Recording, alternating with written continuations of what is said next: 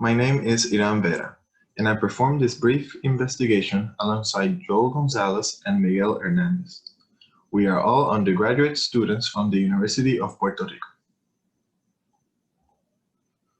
Recently, a spillover event took place with a member of the coronavirus family, quickly turning into a global pandemic.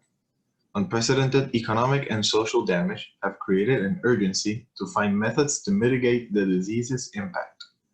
Collecting, visualizing, and analyzing relevant data from patients tested positive for this virus can help better understand the nature, predictors, and impacts of the disease. This study aims to determine the most significant predictors for death, ICU, and hospitalization admission in COVID-19 patients. Factors to investigate include physical characteristics such as age and gender, symptoms, comorbidities, as well as tests and examination results. We work with a dataset consisting of 322 medical records of confirmed COVID-19 patients that were gathered from 3 Spanish medical institutions. 50% of the subjects were male and 37% were over the age of 64. We visualized different features against the outcomes. In the left figure, the effect of smoking, and in the middle, we have the distribution of clinical temperature for death and recovered outcomes.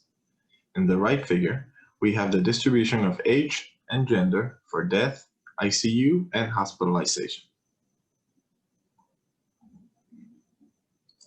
We used a chi-square test to determine which factors had the greatest association with each of the identified outcomes. Odds ratios were calculated to identify the type of association, be it in favor of or against, and to quantify the likelihood of association for variables with high chi-squared values. The following graphs present the most significant clinical predictors for each outcome. The y-axis shows the odds ratio values. The higher the value, the higher the possibility to develop the respective outcome. The most significant factors for hospitalization were depression, chills, and fever, measured as a body temperature of over 37 degrees Celsius. The most significant clinical predictors for ICU were diabetes, bilateral pulmonary infiltrates, and dyspnea, which is labor breathing. The most significant factors for death were greater age, being 65 years of age or older, hypertension, and the presence of an autoimmune disease as a comorbidity. It is worth noting that male gender, being over the 64 years of age, and the presence of any comorbidities were positively associated with all of the negative outcomes investigated. To corroborate our findings, we performed class validation on the data using a k-nearest neighbors classifier. For this process, any missing values in the data were replaced using multivariate imputation.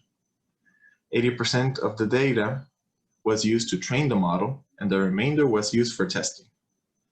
The models were able to predict hospitalization with 75% accuracy, ICU admission with 81%, and death with 93%. For our future work, we hope to further this research using larger datasets to help pinpoint which factors are the most important.